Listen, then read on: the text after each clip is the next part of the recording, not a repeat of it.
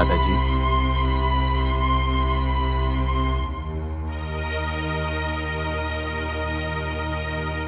घर में सब दुखी दुखी क्यों लग रहे हैं? शादी में जयप्रकाश के मिलने के बाद से पता नहीं कहां से कैसी पनौती लग गई है। पुरानी दुश्मनी याद आ गई है। दुश्मनी क्यों है दादाजी?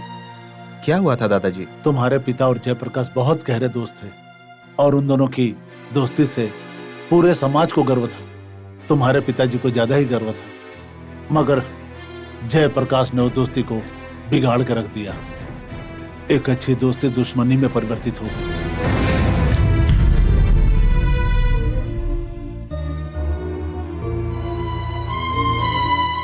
भाभी भाभी, भैया से मेरी शादी के बारे में बात करो ना प्लीज भाभी।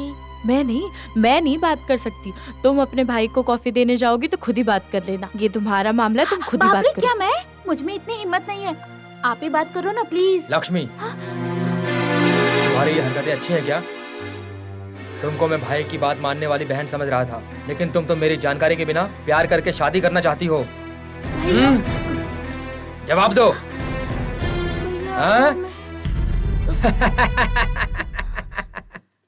पागल बहन, तुम्हारी चाहत के खिलाफ मैं कुछ भी नहीं करूंगा। दोस्ती की कीमत देने वाला हूँ मैं, ये तुम जानती हो। वो भी मेरे दोस्त के भाई से प्यार करती हो तो मैं कैसे मना कर सकता हूँ? प्यारी बहन, अभी मैं तुम्हारी मंगनी के लिए बात करके आया हूँ। जानती हो तुम, कार्तिक महीने में तुम्हारी शादी हो जाएगी। तुम उसके घर में रहो या मेरे घर में रहो, दोनों बराबर हैं। सही कहा ना? पहले ही बोला था ना अपने भाई को बता दो। क्या ये बात तुझे पहले से पता थी क्या? पहले औरतों को पता चलती है, बाद में मर्दों को पता चलता है। अरे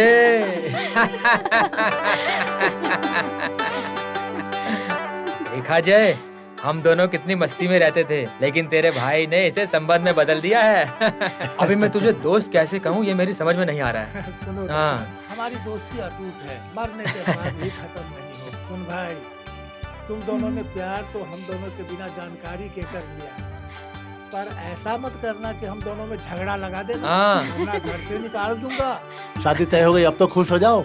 कृष्ण अर्जुन की जोड़ी तुम लोगों को मेरी नजर न लग जाए। 1 घंटा अपनी बहन दिखाई न दी तो चैन से नहीं रह सकता था तुम्हारा बाप, लेकिन एक दिन पूरा न दिखाई दी। हम सब लोग घबरा कर हर जगह उसे ढूंढने लगे थे, लेकिन कहीं नहीं मिली।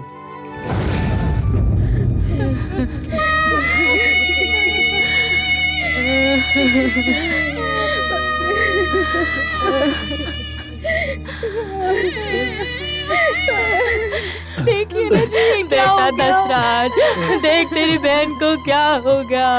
देख ना बेटा दशराज, क्या हो गया तेरी बहन। सबको छोड़ के बेटा, शादी के मंडप में बैठने वाली तुम्हारी बहन अब चिता में बैठेगी।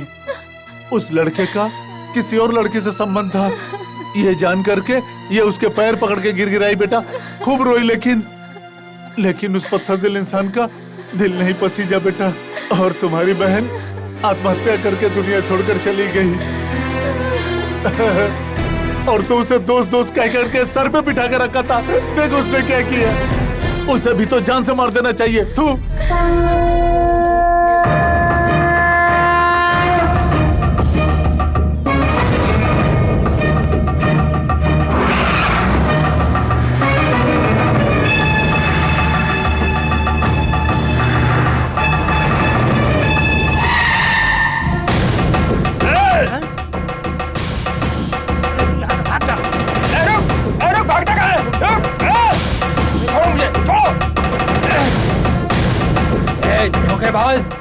मेरे पिताजी ने कहा तो भी मैंने नहीं माना, लेकिन अब मैं सामने देख रहा हूँ। तुम्हारे भाई का सर काटने तक मेरे को मन की शांति नहीं मिलेगी और मेरी बहन को आत्मा की शांति नहीं मिलेगी। आराम से बात करते हैं। छोड़ दो इनको। गुस्से में बात बिगड़ती है, मेरी बात सुनो। क्या सुनूं? मेरे सामने अपने भाई को भगाकर तुमने बहुत बड़ी गलती कर दी। ये लो पकड़ो। अगर हिम्मत है तो इससे अपने भाई को काट कर दिखाओ तो ही मैं अपनी दोस्ती मानूंगा, नहीं तो हमारी दोस्ती की कसम, मेरी नजरों में तो मर गए, समझे तुम? ऐसा मत। और उस दिन के बाद से तुम्हारे पिता और जयप्रकाश के बीच का हर रिश्ता खत्म हो गया। जयप्रकाश ने कई बार तुम्हारे पिताजी से मिलने की कोशिश की, लेकिन तुम्हारे पिताजी उसकी शक्ल नहीं देखना चाहते थे। उसके बाद जयप्रकाश राज का वो भाई मर गया था। एक सीधे साधे आदमी और उसके बहन के साथ अन्याय किया, इसलिए उसे तो तुम्हारे पिता के हाथों मरना चाहिए था। लेकिन ऊपर वाले का न्याय देखो, घटिया मौत मरा वो।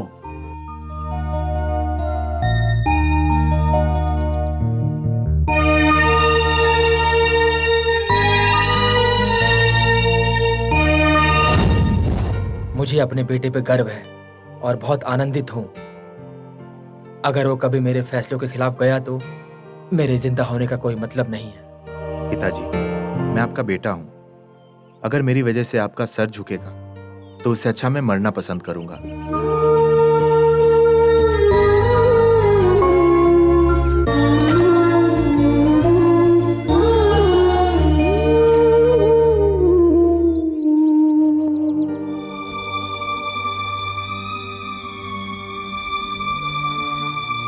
मैं मंदिर में सच कह रहा हूं भवानी, मुझे भूल जाओ। तुम जानते भी हो तुम क्या कह रहे हो? जानता हूं, मुझे माफ कर दो।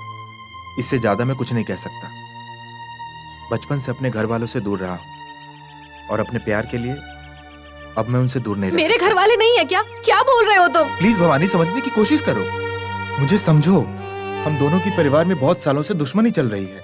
हमें दुश्मनी और नहीं बढ़ानी चाहिए। हमारी खुशी से ज्यादा हमारे घर वालों की खुशी ज्यादा जरूरी है। We are made for each other in love, not in life. Bye.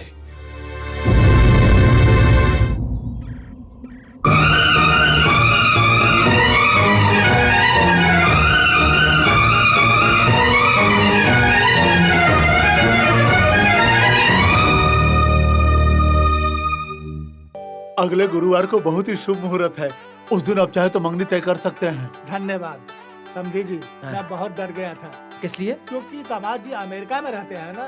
सोच हाँ। रहा था मेरी बेटी उनको पसंद आएगी कि नहीं आएगी, लेकिन मैं अब बहुत खुश हूँ। वो कौन है तुम जानते हो? ये श्वेता राम का लाडला है। एक बात बताऊं, करेले को लंदन में भी खाओ तो भी कड़वा ही लगेगा। ए देखो, नाम लिया और हाजिर। आजा आजा, 100 साल जिएगा तू। बेटा, तुमने मेरी बेटी को पसंद कर लिया, मैं बहुत खुश हूँ। आप बिना आपकी बेटी हमारे घर की बहू बने, इससे बढ़कर खुशी की बात क्या हो सकती है? सुना बेटा, अगले गुरुवार को ही मंगनी होगी। क्या कहता है तू? आपकी मर्जी दादाजी। आहा, सुनिए, हमारे घर में होने वाली शादी धूमधाम से मनाएंगे। और एक बात है जी, मेरा पोता है, उसकी मंगनी हम अपने घर में करें तो आपको कोई एतराज है क्या? अगर एतराज भी हो तो हम लोगों को ना मत बोलना। क्या है हमें बहुत तो बताना बेटा। वो कुछ नहीं जी, इसके चाचा की मंगनी भी यहीं हुई थी, हाँ इसीलिए। जी। ये मेरे लाडले बेटे की शादी है जी।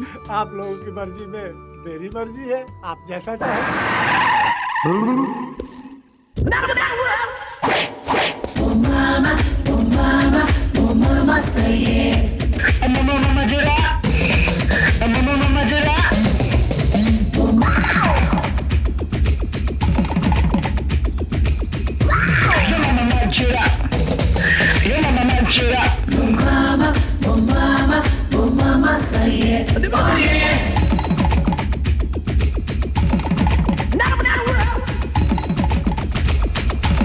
मालिक, इधर देखिए।